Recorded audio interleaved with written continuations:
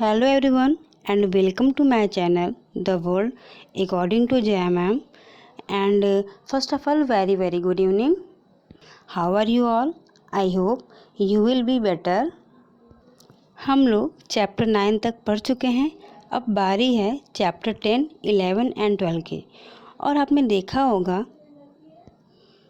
कि यहाँ पर मैं 3 chapters motion and light, electricity, okay, I will talk about 3 chapters. हम यहाँ पर तीनों चैप्टर की बात करेंगे क्योंकि तीनों चैप्टर बहुत ही बेसिक हैं और इस चैप्टर्स का जितना भी बेसिक पॉइंट्स है आपको यहीं से क्लियर हो जाएगा. ओके, तो सबसे पहले हम स्टार्ट करेंगे चैप्टर 10 जिसका नाम है क्या, गति एवं दूरियों का मापन. Okay, your chapter 10 is motion and measurement of distances. तो इस चैप्टर में सबसे पहले पढ़ना है मोशन. ये क्लास 6 के एनसीईआरटी का चैप्टर नंबर 10 है, motion and measurement of distance. Okay, let's start this chapter. अच्छा बताइए, अगर हम लंबाई कैसे मापते हैं? अगर मैं आपसे पूछूं कि आपके सामने देखिए यहाँ पे एक टेबल बना हुआ है ना. अगर मैं आपसे पूछूं कि इस टेबल की लंबाई कितनी है तो आप क्या बताएंगे? ये बताने से पहले आपको यह जानना होगा कि अगर जब भी कोई भी स्टैंडर्ड यूनिट नहीं रहता है तो लंबाई को हम मापेंगे कैसे? ओके, लंबाई को हम मापने के लिए अपने हाथों का प्रयोग करेंगे. जैसे कह सकते हैं कि ये टेबल है, इसकी चौड़ाई को काउंट करेंगे कि ये चौड़ाई कितनी, मेरी 4 उंगलियों के बराबर है, 4 करके 1 बाय 1 ऐसे काउंट कर सकते हैं. या फिर दोनों हाथों के 4 उंगली एक साथ रखकर हम इसको काउंट कर सकते हैं, इसकी लंबाई को माप सकते हैं. ठीक है, बट अगर ऐसा हो सकता है क्या कि सभी की उंगलियां एक जैसी हो? नहीं ना. अगर छोटे बच्चे नापेंगे तो उनकी 4 उंगली की साइज़ अलग आएगी और अगर मैं बड़ी हूँ, मैं नापती हूँ तो मेरी साइज़ अलग आएगी. ओके, तो हर एक इंसान के हाथ की हथेलियाँ, उंगलियाँ का लेंथ अलग अलग हो सकता है, इसलिए हाथ से मापना सही तरीका नहीं है. ओके, तो हमको ज़रूरत है ऐसे यूनिट की जो हमेशा स्टैंडर्ड रहे. मीन्स स्टैंडर्ड होने का मतलब ये हुआ कि हमेशा उसकी यूनिट एक जैसे रहे, चाहे मैं नापूं या चाहे आप नापिए या फिर उसे चाहे कोई भी मेज़र करे, उसका जो यूनिट है वो सेम होना चाहिए. इसीलिए ज़रूरत आती है क्या, इस चीज़ों को स्टैंडर्ड बनाने की, ताकि आप ये न कह सकें कि वो इंसान तो मेरे इतने के बराबर है ना, उसकी भी तो मेज़रमेंट होगी 2 फुट, 1 फुट, 5 फुट, 4 फुट. तो इस तरह से लंबाई का स्टैंडर्ड यूनिट होना चाहिए. ओके, अब मेज़रमेंट के बाद एनसीईआरटी बताती है मोशन शब्द के बारे में कि मोशन क्या होता है. क्या इस ब्रह्मांड में उपस्थित चीज़ों को ठीक तरह से वर्गीकृत हम कर सकते हैं कि ये मोशन में है या फिर ये रेस्ट में है? मीन्स ब्रह्मांड में जितनी भी वस्तुएं उपस्थित है, अगर हमको उसको सिर्फ 2 भागों में बांटना हुआ कि कौन कौन सी वस्तुएं मोशन में है और कौन सी रेस्ट में है, तो क्या ये पॉसिबल है? बताइए. नहीं, ये बिल्कुल भी पॉसिबल नहीं है. क्यों? अगर हम किसी भी चीज़ को रेस्ट में मानेंगे, कब? जब उसका पोजीशन समय के साथ न बदले. कोई भी वस्तु रेस्ट में तभी मानी जाएगी जब उसकी जो पोजीशन है, जो उसकी स्थिति है, वो समय के साथ ना बदले. जैसे अगर मान लीजिए आप किसी गाड़ी में बैठकर सफ़र कर रहे हैं अपने पार्टनर के साथ. ओके, और आपके पापा जी गाड़ी के बाहर खड़े हैं. ओके, तो पापा जी के लिए जब वो आपकी गाड़ी उनके सामने से गुजरेगी तो आप मोशन में हैं, उनको लगेगा कि हाँ आप मोशन में हैं. बट अपने पार्टनर के लिए तो आप रेस्ट में हैं ना, क्योंकि आप 1 घंटे पहले भी उनके ही साथ थे और 1 घंटे बाद भी उनके ही साथ रहेंगे. तो पार्टनर के नज़रिए से अगर हम देखेंगे तो आप रेस्ट में रहेंगे, बट अगर हम पिताजी के नज़रिए से देखेंगे तो आप मोशन में रहेंगे. समझ रहे हैं ना मेरी बात को? और जब पार्टनर की बात करेंगे तो जब भी आप एक दूसरे को 6 बजे देखेंगे तो भी आप एक दूसरे के साथ में रहेंगे और 7 बजे देखेंगे तो भी आप एक दूसरे के साथ में रहेंगे.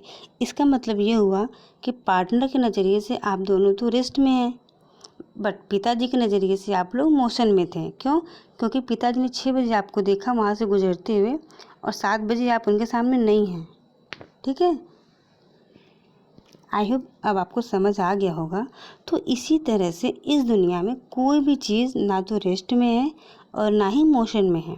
ये डिपेंड करता है फ्रेम ऑफ रेफरेंस पर। अब ये नया वर्ड फ्रेम ऑफ रेफरेंस ये क्या होता है? चलिए मैं इसको एग्जाम्पल के थ्रू समझाती हूँ।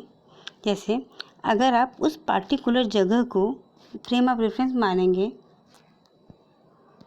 तो आप मोशन में थे उस गाड़ी वाले सिचुएशन के अकॉर्डिंग। ठीक है, और अगर मान लीजिए अपने पार्टनर के नज़रिए से मानेंगे तो आप रेस्ट पे हैं। इसे ही बोलते हैं frame of reference, means particular जगह। जैसे अगर हम प्लांट की बात करते हैं तो प्लांट रेस्ट पे है। ठीक है, प्लांट तो रेस्ट पे होता है। बट अगर हम अर्थ को फ्रेम ऑफ रेफरेंस मानते हैं तो प्लांट मोशन में है, क्योंकि अर्थ भी घूमता रहता है, साथ में उसके साथ प्लांट भी घूम रहा है ना। तो यही होता है फ्रेम ऑफ रेफरेंस।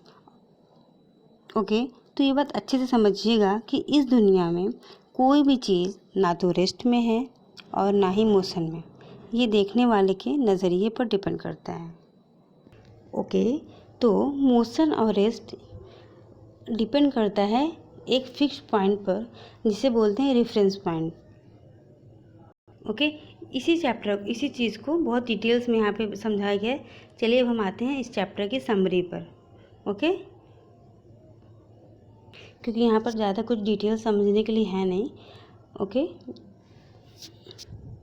इसमें फर्स्ट पॉइंट क्या लिखा है? एक स्थान से दूसरे स्थान तक जाने के लिए हम परिवहन के विभिन्न साधन का उपयोग करते हैं ना। बिल्कुल सही बात है। अब अगर जौनपुर से आपको दिल्ली जाना होगा तो कैसे जाओगे? या तो ट्रेन से जाओगे या फिर फ्लाइट से जाओगे, और फ्लाइट के लिए भी आपको वहाँ से वाराणसी जाना होगा। तो ऐसा तो है नहीं कि आप यहाँ से पैदल दिल्ली चले जाओगे। ठीक है, तो यहाँ पर यही बताया जा रहा है कि एक स्थान से दूसरे स्थान तक जाने के लिए हम क्या करते हैं? अलग अलग टाइप्स के साधन का प्रयोग करते हैं। ओके, पुराने समय में लोग कदम से दूरी को मापते थे कि मेरा उसका घर कैसे है, 10 कदम पर है, 100 कदम पर है ना। बट ऐसा तो पॉसिबल नहीं होता। देखिए इसमें सेकंड पॉइंट में बताया जा रहा है कि प्राचीन काल में लोग पैर की लंबाई, अंगुली की चौड़ाई या फिर एक कदम की दूरी आदि का उपयोग मापन के मात्रक के रूप में करते थे।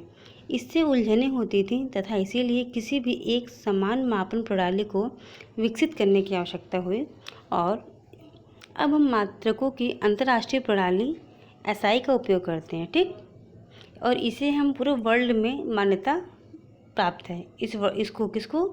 अंतर्राष्ट्रीय प्रणाली जो है SI, ये क्या है? इसकी मान्यता दी गई है वर्ल्ड में। जैसे लंबाई का मानक मात्रक क्या है? मीटर। ओके, समय का क्या है? सेकेंड। ठीक है, जैसे लोग कहते हैं मेरा उसका घर 10 कदम पर है, 20 कदम पर है, 100 कदम पर है, तो ये कोई एग्जैक्ट यूनिट नहीं है डिस्टेंस मापने की। ठीक है, ना ही ये पॉसिबल है।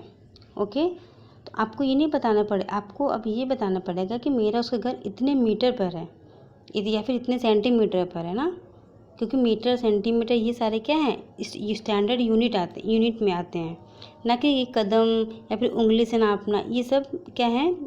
स्टैंडर्ड यूनिट नहीं है। ओके, अब यूज़ करते हैं क्या? SI मात्रक यानी कि अंतर्राष्ट्रीय प्रणाली। ध्यान रखेंगे इसकी उत्पत्ति कहाँ से हुई है? जो ये SI प्रणाली है इसकी उत्पत्ति फ्रांस से हुई है, फ्रांस नामक देश से हुई है, और वर्ल्ड में स्टैंडर्ड यूनिट माना जाता है। जैसे लंबाई का स्टैंडर्ड यूनिट क्या है? ये क्या बोलते हैं? मीटर है।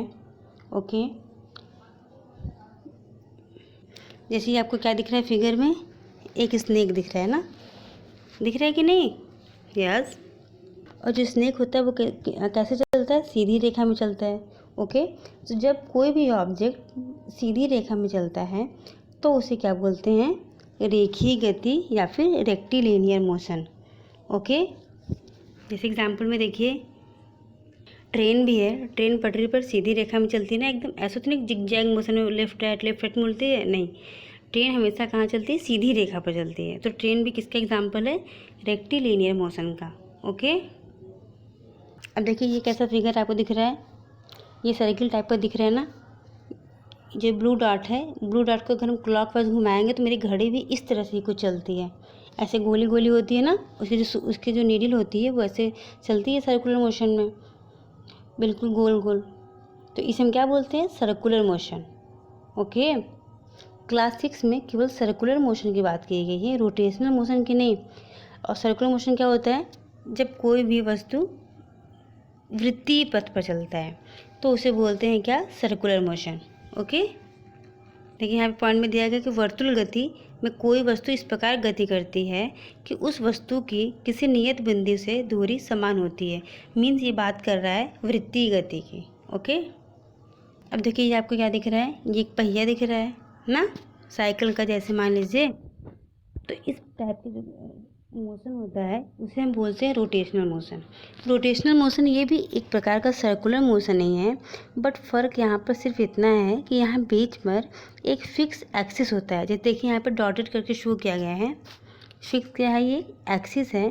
जैसे मान लीजिए आप पंखे को ही देखिए, तो पंखे का जो बीच वाला हिस्सा होता है वो रेस्ट पे होता है, और जो ब्लेड होते हैं वो गोल गोल घूमते रहते हैं ना। तो पंखे की गति क्या है? वो भी हमारी रोटेशनल मोशन में आती है। ओके,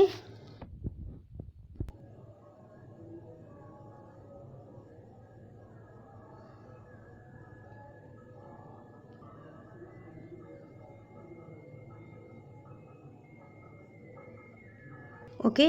तो अभी आपने एनिमेशन में क्या देखा कि एक बच्चा झूला झूल रहा है, ठीक है। तो जब भी आप झूला झूलते हो तो वो इस प्रकार से मोशन करता है, और इस मोशन को क्या बोलते हैं? पीरियाडिक मोशन या फिर आवधिक गति। एक ऐसी गति जो एक निश्चित समयांतराल के पश्चात दोहराती है। जैसे झूला झूलना, देखिए एक उसका निश्चित टाइम है ना, हम लोग आगे पीछे आगे पीछे आगे पीछे होते रहते हैं। तो ऐसी गति जो एक निश्चित टाइम पर अपने मोशन को क्या करती है? रिपीट करती है, उसे ही बोलते हैं हम पीरियाडिक मोशन या फिर आवधिक गति, जो कुछ समय बाद खुद के रास्ते को या फिर खुद के मोशन को रिपीट करती है। ओके, जैसे एग्जाम्पल आप अलार्म वॉच भी देख सकते हैं। बस, तो चैप्टर 10 बस इतना ही था। अब बात करते हैं चैप्टर 11 की। तो चैप्टर 11 क्या है? Light, shadows and reflection, means प्रकाश, छायाएं और परावर्तन। तो इसमें हम इसके बारे में डिटेल्स पढ़ेंगे कि लाइट का बेसिक इंट्रोडक्शन यहाँ पर बताया जाएगा। कि सबसे पहले यहाँ ये बताया जा रहा है, यहाँ पर देखिए, यहाँ पर कुछ ऑब्जेक्ट ऐसे हैं जो अपना प्रकाश स्वयं उत्पन्न करते हों। जैसे देखिए यहाँ पर आपको एग्जांपल में कैंडल है, या फिर यहाँ पर देखिए, ये देखिए यहाँ पे कैंडल है ना, ये टॉर्च है, यहाँ पे देखिए सनलाइट है, या फिर ये देखिए इस तरह से मतलब जितने भी ऑब्जेक्ट यहाँ पे आपको सामने दिख रहे हैं वो अपना प्रकाश स्वयं उत्पन्न करते हैं। तो इस टाइप के ऑब्जेक्ट को हम बोलते हैं प्रदीप्त वस्तुएं या फिर ल्यूमिनस ऑब्जेक्ट। जैसे एग्जांपल में सन हो गया, कैंडल है। देखो ये सारी चीज़ें क्या करती हैं? लाइट को खुद से उत्पन्न करती हैं। ओके, जैसे अब हम अगर ह्यूमन बीइंग्स की बात करें तो क्या हम रोशनी प्रोड्यूस करते हैं? नहीं। जैसे हम, आप या फिर कोई भी ह्यूमन बीइंग्स लाइट को प्रोड्यूस करता है? नहीं। तो हम क्या हो गए? नॉन ल्यूमिनस हो गए ना। ओके, अब दूसरी एक बात बताइए, हम लोग एक दूसरे को कैसे नज़र आ रहे हैं? जैसे मेरे सामने या फिर कुछ भी रखिए, आपके सामने, मेरे सामने मोबाइल ही है मान लीजिए, या फिर आपके सामने मोबाइल है, आप मोबाइल को देख रहे हैं ना। तो कोई भी वस्तु मुझे कैसे दिखाई देती है? हम एक दूसरे को कैसे नज़र आते हैं बताइए? हम ऐसे नज़र आते हैं कि आसपास कहीं लाइट होती है, ओके, और लाइट पे क्या होती है, और वो लाइट मेरे पर पड़ती है और मेरे से टकराकर वापस इसी माध्यम में वापस चली जाती है और देखने वालों के आँखों में पहुंचती है। इसी तरह से कोई भी वस्तु दीप्त, मीन्स कोई वस्तु को हम देख पाते हैं। ठीक, कोई भी वस्तु को देखने के लिए क्या होना चाहिए? वहाँ पे आसपास की लाइट होनी चाहिए, और जो लाइट है उस वस्तु पर पड़ती है और उस वस्तु से वो रिफ्लेक्ट होकर मेरी आँखों पर पड़ती है, तब जाके वो वस्तु मुझे दिखाई देती है। Got it? Okay my dear friends, तो हमेशा आप याद रखिएगा कि ल्यूमिनस ऑब्जेक्ट वो होता है जिसका अपना प्रकाश हो। अगर हम बात करते हैं मून की, मून के बारे में आप क्या सोचते हैं? क्या मून के पास भी अपना लाइट है? नहीं, मून के पास अपना लाइट नहीं है। तो मून क्या हो जाएगा? नॉन ल्यूमिनस हो जाएगा। जिसके पास अपना लाइट नहीं होगा उसे हम नॉन ल्यूमिनस ऑब्जेक्ट बोलेंगे। ओके, और जिसके पास अपना लाइट होगा उसे हम ल्यूमिनस ऑब्जेक्ट बोलेंगे। देखिए, जैसे यहाँ पे देखिए मैं आपके मून दिखा रही हूँ, मून के पास अपना लाइट तो होता नहीं है, ये सन के लाइट से चमकता है ना, इसलिए हम इसको नॉन ल्यूमिनस बोलते हैं। अब देखिए यहाँ पे एक बल्ब शो किया गया है। बल्ब क्या करता है? प्रकाश देता है, मीन्स बल्ब के पास अपनी लाइट होती है, इसीलिए हम इसको क्या बोलते हैं? ल्यूमिनस ऑब्जेक्ट बोलते हैं। ये जो मून होता है, अगर मून के पास अपनी लाइट नहीं है तो ये चमकता कैसे है?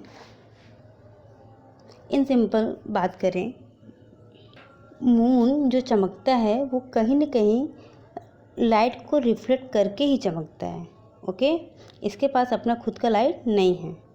इन सिंपल अगर हम आपको बताएं तो ल्यूमिनस ऑब्जेक्ट वो होता है जिसका खुद का प्रकाश होता है, और नॉन ल्यूमिनस ऑब्जेक्ट जो दूसरों के प्रकाश से परावर्तित होकर चमकता है, मीन्स जिसका अपना प्रकाश नहीं होता। ओके, अब इसके बाद बात आती है किसकी? ट्रांसलूसेंट, ट्रांसपेरेंट और ओपेक। ओके, तो ऑब्जेक्ट 3 प्रकार के होते हैं। फर्स्ट क्या है? Translucent, again transparent and then opaque. Translucent means क्या होता है? सबसे पहले हम आपको ये बताते हैं कि ट्रांसपेरेंट क्या होता है। ओके, ट्रांसपेरेंट में वह वस्तु जो अपने से सारे लाइट को पार करे, जो खुद में से क्या करता है? कोई भी वस्तु जो लाइट को पास करता है खुद से, उसे हम बोलते हैं ट्रांसपेरेंट। ओके, और जो ट्रांसलूसेंट, जो ये क्या बोलते हैं दूसरा वाला क्या है? ट्रांसलूसेंट। ट्रांसलूसेंट क्या होता है? जो अपने में से हल्की लाइट को पार करता है वह होता है ट्रांसलूसेंट, और जो ओपेक होता है वो बिल्कुल भी लाइट को पास नहीं करता है। अब देखिए यहाँ फिगर के थ्रू समझाने की मैंने कोशिश की है। देखिए पहला क्या है? ट्रांसपेरेंट। यहाँ पे देखिए टॉर्च जला रहे हैं, इसमें सारे लाइट पास हो जा रहे हैं। ओके, देखिए डॉटेड हल्की सी ग्रीन लाइन से दिख रहा है ना, यहाँ मैंने लिख भी ऑल लाइट पासिस थ्रू। इसमें क्या होती है? सारे लाइट पास हो जाते हैं। और जब बात करते हैं ट्रांसलूसेंट की, तो ट्रांसलूसेंट में सम लाइट पासिस, कुछ लाइटें पास होती हैं। अगर जब ओपेक की बात करते हैं, देखिए यहाँ पे कालापन है, मीन्स बिल्कुल भी लाइट पास नहीं हो रही है। ओके, अब इसके बाद शैडोज़ की बात करते हैं। किसकी बात करते हैं? छाया की बात करते हैं। अब बताइए, छाया या फिर परछाई किसकी बनती है? क्या आपने कभी अपनी परछाई देखी है? ज़रूर देखी होगी। अंधेरे में जब आप चलते हो तो परछाई नज़र आती है? हाँ, तो बिल्कुल। अच्छा, एक और बात बताइए, जो परछाई आपको अंधेरे में चलते हुए दिखती है, वो परछाई आपको ज़मीन पर ही दिखती है ना? कहीं ऐसा तो नहीं कि आपको ऊपर दिखती हो आसमान की तरफ या फिर कहीं और? नहीं, जो परछाई होती है वो बिल्कुल कहाँ दिखती है? ज़मीन पर दिखती है। Very good. मीन्स आपकी परछाई ज़मीन पर बनती है, तो आप खुद को क्या मानते हैं? आप ट्रांसपेरेंट हैं, ट्रांसलूसेंट हैं या फिर ओपेक? मीन्स आप पारदर्शी हैं या पारभासी हैं या फिर अपारदर्शी हैं? बताइए, आप इन तीनों में से खुद को क्या मानते हैं? मैं बताऊं? ओके, हम सब क्या हैं? ओपेक मीन्स अपारदर्शी हैं। अपारदर्शी मीन्स कि जो खुद में से लाइट को पास नहीं होने देता है। और हमेशा याद रखना कि छाया जो है वो ओपेक ऑब्जेक्ट की ही बनती है। जो वस्तुएं अपारदर्शी होती हैं, छाया उसी की बनती है। क्योंकि अगर मान लीजिए पारदर्शी वस्तु रहेगी तो उसमें से तो लाइट पास हो जाएगी, तो उसकी छाया तो बनेगी नहीं। ओके, अच्छा अब बताइए, आप जब चलते हैं तो आपको परछाई कहाँ पर दिखती है? ज़मीन पर दिखती है ना? इसका मतलब ये हुआ कि परछाई को दिखने के लिए मुझे एक चीज़ की ज़रूरत पड़ती है, वो है किसकी? स्क्रीन की। और जो हमारा ज़मीन होता है वो स्क्रीन का काम करता है ना? ओके, तो ये पॉइंट याद रखिएगा कि परछाई प्राप्त करने के लिए स्क्रीन का होना ज़रूरी है। परछाई पाने के लिए क्या क्या चीज़ें चाहिए? सबसे पहले कोई भी प्रकाश का स्रोत होना चाहिए, क्योंकि जब प्रकाश आएगा तभी तो उसकी परछाई बनेगी। यस, तो कोई भी प्रकाश का स्रोत, जैसे सन हो सकता है, candle, light, torch, anything you want, कोई भी प्रकाश का स्रोत हो। उसके बाद एक ओपेक ऑब्जेक्ट होना चाहिए। कोई भी अपारदर्शी वस्तु होना चाहिए और साथ में एक स्क्रीन भी होना चाहिए। ये सारी इम्पॉर्टेंट बात आपको कौन बताता है? क्लास 6 की एनसीईआरटी बताती है। ठीक है, तो एनसीईआरटी में एनसीईआरटी ने एक एक्टिविटी भी दिया है कि यहाँ पे देखिए, यहाँ पर बहुत प्रॉपरली आप इसे देख पा रहे होंगे ना। इसमें क्या कहा गया है इस एक्टिविटी में कि दो दोस्त एक सुनसान रास्ते पर खड़े हैं। देखिए, आप दिख रहे हैं ना, दो दोस्त खड़े हैं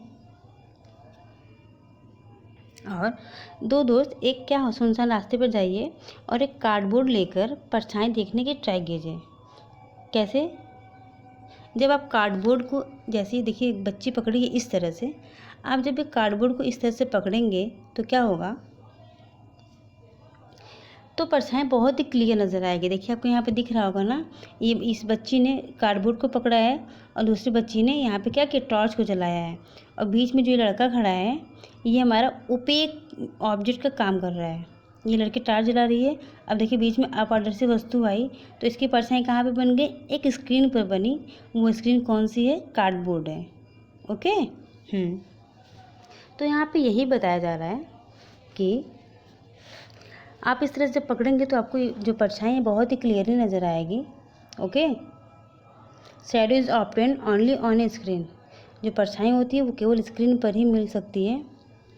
ये बात याद रखिएगा। This is very very very important point. Okay. अब इसके बाद बात करते हैं सूची छिद्र कैमरा। ये क्या होता है? ये देखिए, एक ये पिन होल फोटोग्राफी वर्क है। ये पिन होल कैसे काम करता है? ये जो पिन होल कैमरा है, पिन होल कैमरा क्या आपने कभी स्कूल में देखा है या फिर क्या आपने स्कूल में इसे बनाया है? कभी कभी हम लोगों से स्कूल में ये तो बनवाया जाता था ना। क्या इस कैमरे में कोई लेंस है? नहीं। अगर आप यहाँ किसी ऑब्जेक्ट को रखेंगे तो लाइट रे क्या करेगी? अपने आप पड़ रही है। यहाँ पे देखिए बहुत अच्छे से हो किया गया कि एक क्या है, यहाँ पे एक ऑब्जेक्ट है बलून। बलून पर क्या हुआ? लाइट की रे पड़ रही है ना। लाइट रे पड़ रही तो लाइट रे इस बॉक्स से होता हुआ अंदर देखिए बॉक्स में एक स्क्रीन लगा हुआ है। जब बलून पर जो लाइट पड़ रही है वो जब बॉक्स के अंदर जाती है तो जो ऑब्जेक्ट होता है देखिए उसको, उसके साइज़ को उल्टा कर दिया। अप साइड जो होता है, जो डाउन साइड था वो अप साइड हो गया। ठीक, इमेज देखिए यहाँ पे बलून देखिए ऊपर साइड है, इसका धागा नीचे साइड है ना। इस फिगर में क्या हो गया? बलून नीचे हो गया, धागा ऊपर हो गया है। ओके। तो पिन होल कैमरा यही समझाना चाह रहा है। देखिए आप ध्यान से कि इस पिन होल कैमरा में कोई भी लेंस नहीं है। ओके। अगर आप यहाँ पे किसी भी ऑब्जेक्ट को रखते हैं तो लाइट रे जब पड़ती है स्क्रीन पर तुरंत ही उस इमेज को उल्टा कर देती है। बिल्कुल सेम बन रहा है लेकिन उसको क्या कर रही है? उल्टा कर रही है। ओके। क्या आपने यहाँ पर कोई भी लेंस यूज़ किया है? बिल्कुल नहीं। ओके। तो पिन होल का बहुत ही इम्पॉर्टेंट पॉइंट है कि पिन होल फोटोग्राफी में इमेज कैसा बनता है? तो इमेज उल्टा बनता है। ओके। और देखिए, एक जो इमेज बनता है वो हमेशा वस्तु से छोटा होता है। ये भी बात याद रखने वाली है। इसके बाद एनसीईआरटी बताई क्या कि जो पिन होल कैमरा है उसका हम एग्जाम्पल अपने रियल लाइफ में भी देख सकते हैं। कैसे? यहाँ पर देखिए, जब कभी आप लोगों ने देखा जैसे बरगद का पेड़ या फिर कोई बहुत घना बड़ा सा जब आपने पेड़ देखा होगा तो वहाँ पर देखिए क्या होता है कि जब पेड़ की छाया ज़मीन पर पड़ती है तो पत्तों के बीच में खाली जगह होता है ना। देखिए यहाँ पे आपको दिख रहा होगा फिगर में, देखिए पेड़ नीचे देखिए, यहाँ दिख रहा है ना वाइट वाइट वाइट। तो ये क्या है? जो खाली जगह पत्तों के बीच में दिख रहा है, जो छोटी छोटी जगह है, ये छोटी जगह ही सन होता है। सन की ये लाइट है। ओके। ये इमेज जो बन रहा है ये सन का ही इमेज बन रहा है। Okay, got it. तो बेसिक तो यही है कि पत्तों के बीच में जो छोटी छोटी जगह परछाई बन रही है वो क्या है? वो पिन होल कैमरा का ही एग्जाम्पल है। ओके। ये भी आप लोगों ने अपनी असली ज़िंदगी में देखा होगा। चलिए एक और बताते हैं। यहाँ पर देखिए जितने डॉट सर्कल बनाए हैं ये सारे क्या है? पिन होल कैमरा ही है। यहाँ पर हम अगली एक्टिविटी पढ़ेंगे। यहाँ पर देखिए बच्चे ने एक कैंडल को जलाया है और चार्ट पेपर, जो फिगर ए की बात करेंगे तो वहाँ पर चार्ट पेपर को फोल्ड करके वो चार्ट पेपर में से कैंडल को देख रहा है, तो इजी है, वो कैंडल को देख पाएगा कि नहीं? बिल्कुल देख लेगा। अगर ये जो फिगर बी की बात करेंगे, उसने चार्ट पेपर को थोड़ा उसको मोड़ दिया है, अब क्या यहाँ से वो देख पाएगा कैंडल को? नहीं देख पाएगा। आप ये एक्टिविटी खुद भी करके चेक कर सकते हैं क्या, कि जो फिगर ए है, जो इसमें चार्ट पेपर को नहीं मोड़ा गया है, आप उसी में से लाइट को देख पाएंगे, लेकिन फिगर बी में जिसमें चार्ट पेपर को मोड़ा जा चुका है, उसमें से आप लाइट को नहीं देख पाएंगे। ऐसा इसलिए होता है क्योंकि जो हमारा प्रकाश होता है वो हमेशा सीधी रेखा में चलता है। It happens because light travels in straight line. इसके बाद देखिए यहाँ पे एग्जांपल बता रहा है यहाँ पर कि एक जो लड़की है वो मिरर लेकर खड़ी है, उसका एक दोस्त यहाँ देखिए टॉर्च मार रहा है ना, उसका एक दोस्त टॉर्च मार रहा है, और जो क्या टॉर्च एक दोस्त मार रहा है, लेकिन जो दूसरा लड़का खड़ा है वो रोशनी उसके ऊपर कैसे पड़ रही है? ये बताइए, हाउ इट इज़ पॉसिबल? ये चमत्कार कैसे हुआ? अगर लाइट क्या होती है, स्ट्रेट लाइन में ट्रैवल कर रही है ना, तो दूसरा लड़का स्ट्रेट में तो खड़ा नहीं है, तो इसके शर्ट पर लाइट कैसे पड़ गई? यह चमत्कार हुआ है इस मिरर की वजह से। ओके, लाइट यहाँ से सीधी रेखा में तो गई, पर मिरर पर जाने के बाद वो वहाँ से क्या हुई, परावर्तित होकर उसके शर्ट पे पहुँच गई। अभी हमने नया वर्ड परावर्तन का यूज़ किया। तो परावर्तन वो होता है जब लाइट एक माध्यम से आए और किसी वस्तु से टकराने के बाद उसी माध्यम में वापस लौट जाती है, तो इस प्रक्रिया को बोलते हैं परावर्तन। इंग्लिश में इसे बोलेंगे रिफ्लेक्शन। यहाँ पे फिगर में देखिए बहुत क्लियरली समझाया गया है रिफ्लेक्शन। ये बच्चा जो है वो टॉर्च मिरर पे मार रहा है, और मिरर से वो जो प्रकाश है वो परावर्तित होकर दूसरे बच्चे पर चली गई। ठीक है, तो इसी प्रोसेस को हम बोलते हैं क्या, परावर्तन। तो मिरर जो हमारा है बहुत ही अच्छा परावर्तक माना जाता है। मिरर की जगह हम कांच को भी यूज कर सकते हैं। कांच भी क्या होता है, वो भी एक परावर्तक होता है। ओके, अब इस चैप्टर की समरी की बात करेंगे तो अपारदर्शी वस्तुएं प्रकाश को अपने से होकर नहीं जाने देती हैं, ये मैंने आपको स्टार्टिंग में बताया था, और पारदर्शी वस्तुएं प्रकाश को अपने में से होकर जाने देती हैं तथा हम इसके दूसरी ओर रखी वस्तु को देख पाते हैं। और जो पारभासी वस्तुएं होती हैं वो प्रकाश के कुछ भाग को अपने में से जाने देती हैं। ओके, जब प्रकाश के पथ में कोई भी अपारदर्शी वस्तु आ जाती है तो ही छाया बनता है। छाया बनने के लिए क्या होना चाहिए, कोई अपारदर्शी वस्तु का होना जरूरी है। Got it? अब इसके बाद क्या है, अभी जो मैंने आपको पिन होल कैमरा बताया, साधारण सामग्री से पिन होल कैमरा बनाया जा सकता है तथा इसका प्रयोग सूर्य तथा अतिदीप्त वस्तुओं के प्रतिबिंब को देखने में कर सकते हो आप। ठीक है, प्रकाश जो होता है वो सरल रेखा में चलता है। ये भी अभी मैंने आपको एग्जाम्पल के थ्रू बताया। उस बच्चे ने क्या किया था, चार्ट को देखिए मोड़ करके चेक कर रहा था ना कि हाँ प्रकाश सीधी में चलती है या फिर नहीं। हाँ, और उसके बाद लास्ट में और एक पॉइंट बचता है, क्या है कि दर्पण परावर्तन से हमें स्पष्ट प्रतिबिंब प्राप्त होते हैं। ओके, तो यहाँ पर हमारा ये चैप्टर नंबर 11 क्या होता है, यहाँ पे फिनिश होता है। अब हम बात करते हैं नेक्स्ट। यहाँ पे पिन होल कैमरा के बारे में डिटेल्स थोड़ा दिया गया है। चैप्टर 12 है इलेक्ट्रिसिटी एंड सर्किट, विद्युत तथा परिपथ। ये क्या है, सबने सेल को देखा है, इलेक्ट्रिक सेल को भी देखे हो, यस। तो एक बात बताइए, बैटरी और सेल में क्या अंतर है? ये जो आपको सामने एक फिगर दिख रहा है जिसमें पॉजिटिव टर्मिनल है और नेगेटिव टर्मिनल है, ये क्या है, ये बैटरी है। ओके, अकेले इसे हम क्या बोलते हैं, सेल बोलते हैं, और सेल के समूह को बैटरी बोलते हैं। Okay, the group of cell is called, जैसे वीडियो को बनाने के लिए मैं जिस माइक का यूज़ कर रही हूँ उसमें 2 सेल लगे हुए हैं, और अगर उसमें से एक सेल को निकाल देते हैं तो आवाज़ नहीं आएगी। इसका मतलब ये हुआ कि सोर्स ऑफ एनर्जी, बैटरी जो होती है वो सोर्स ऑफ एनर्जी भी है। एक्चुअली होता क्या है, बैटरी में केमिकल स्टोर होते हैं। क्या होते हैं, बैटरी में केमिकल स्टोर होते हैं, और वही केमिकल इलेक्ट्रिसिटी में बदल जाते हैं। जब तक इसके अंदर केमिकल चलता रहेगा ये सेल काम करती रहती हैं।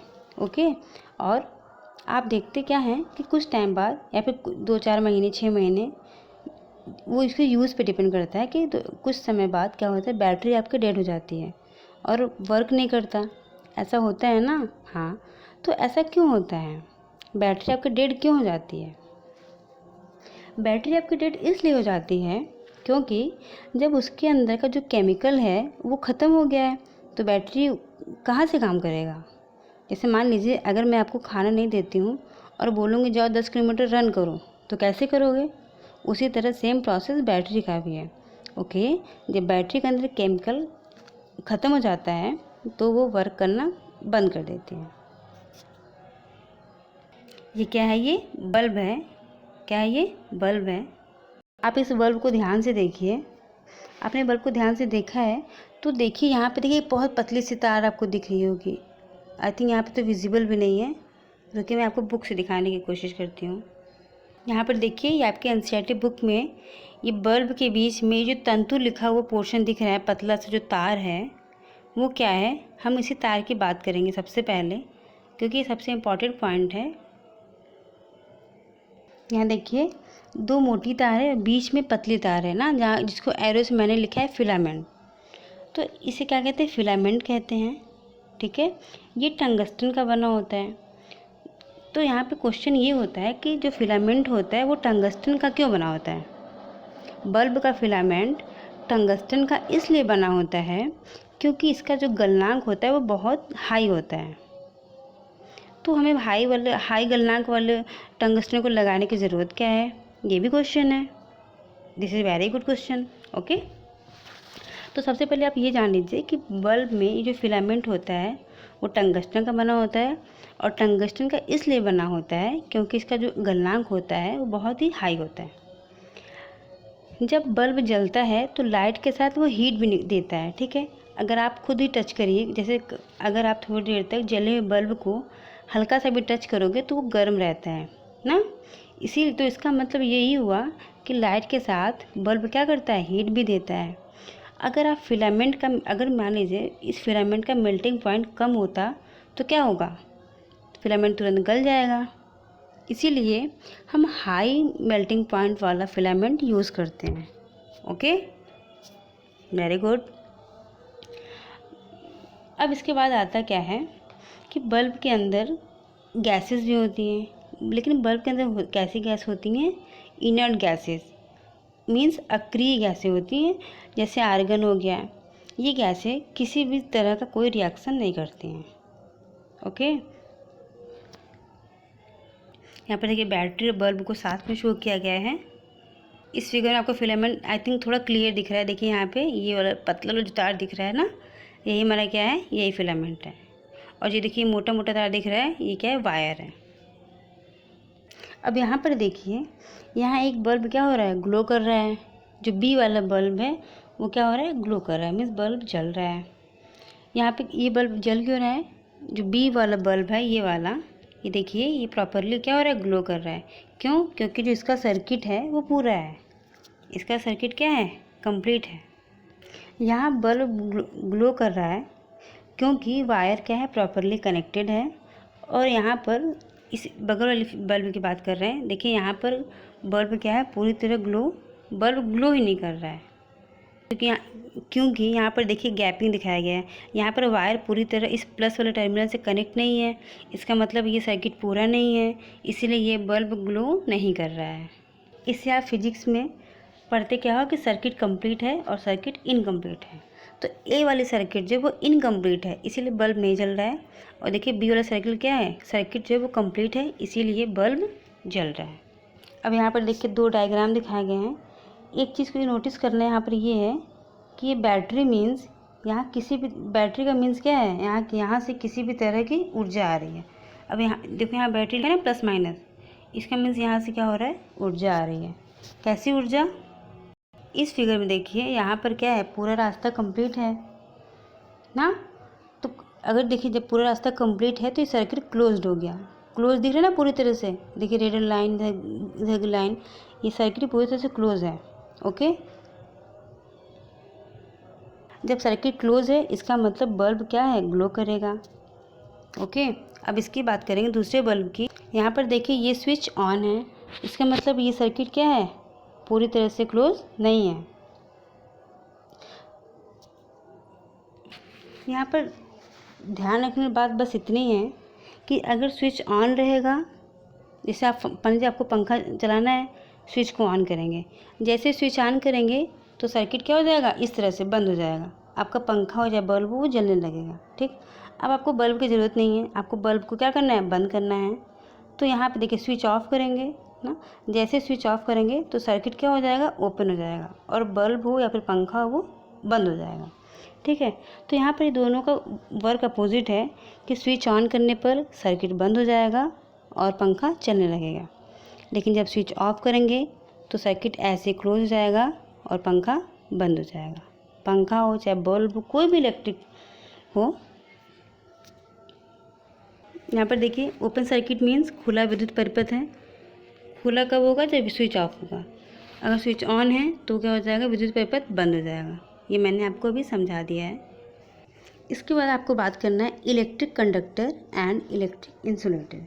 ये क्या होता है, इलेक्ट्रिक कंडक्टर वो होता है जो खुद में से विद्युत को गुजरने दे, विद्युत को पास होने दे, और जो इलेक्ट्रिक इंसुलेटर होता है वो क्या करता है, खुद में से विद्युत को पास होने नहीं देता है। ओके, यहाँ देखिए आपको पता होगा, ये सारे देखिए फिगर्स यहाँ पर शो किए गए हैं। इलेक्ट्रिक कंडक्टर की बात कर रहे हैं हम अभी। तो कि जो भी मेटल हैं वो विद्युत के सुचालक होते हैं।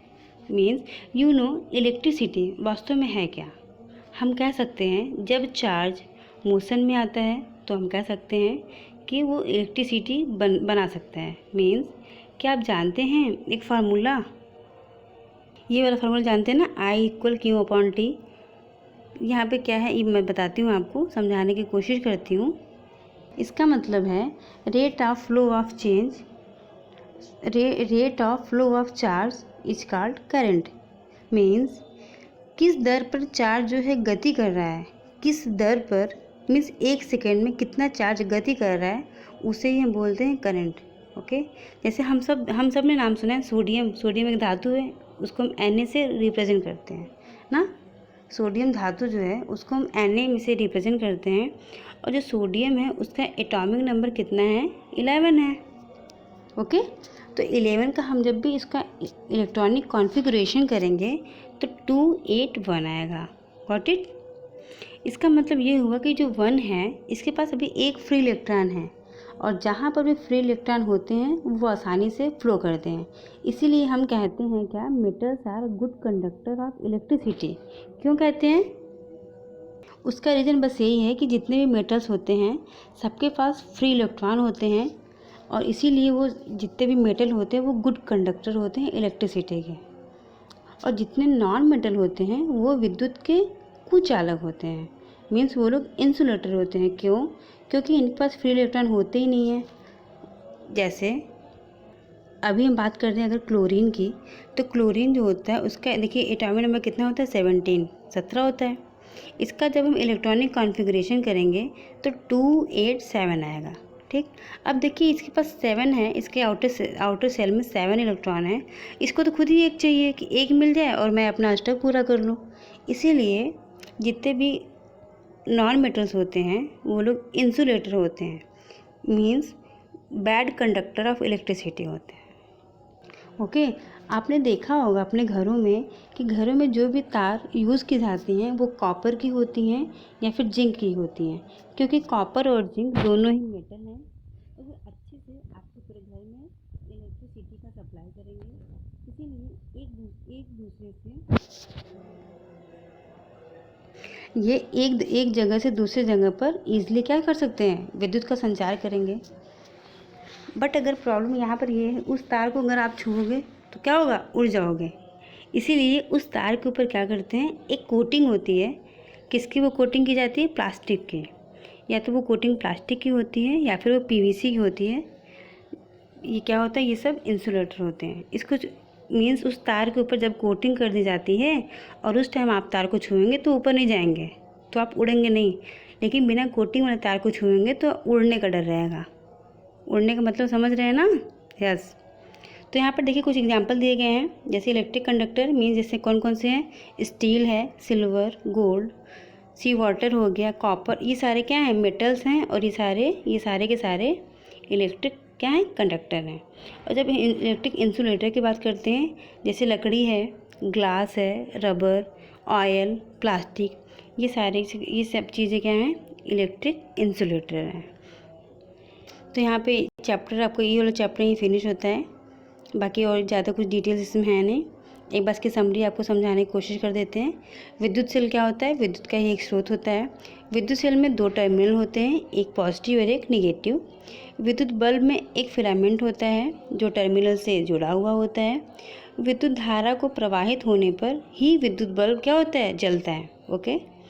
और बंद विद्युत परिपथ में विद्युत धारा विद्युत सेल के एक टर्मिनल से दूसरे टर्मिनल तक प्रवाहित होता है।